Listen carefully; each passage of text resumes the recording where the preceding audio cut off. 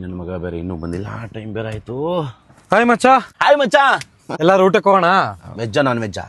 ನೋಡು, ವೆಜ್ ಆದ್ರೆ ನಾನು ಮೂಸು ನೋಡಲ್ಲ, ನಾನ್ ವೆಜ್ ಆದ್ರೆ ಎಲ್ಲಿದ್ರು ಬರ್ತೀನಿ. ಒಂದು ಒಳ್ಳೆ ನಾನ್ ವೆಜ್ ಹೋಟ್ಲ್ ಇದೆ, ಕರ್ಕೊಂಡು ಹೋಗ್ತೀನಿ, ಫಿದಾಗ ಹೋಗ್ತೀಯ. ನಾನು ಬರ್ತೀನಿ ಕಣ್ರೋ. ಹೌದು ಅಪ್ಪ. ಅಂಕಲ್ ಅಪ್ಪ ಬರ್ತಾ ಇದಾರಲ್ಲೋ. ಬರ್ಲಿ ಬಿಡ. ಲೋ, ಹುಡುಗರು ಮಜಾ ಮಾಡಕ್ಕಾಗಲ್ವೋ?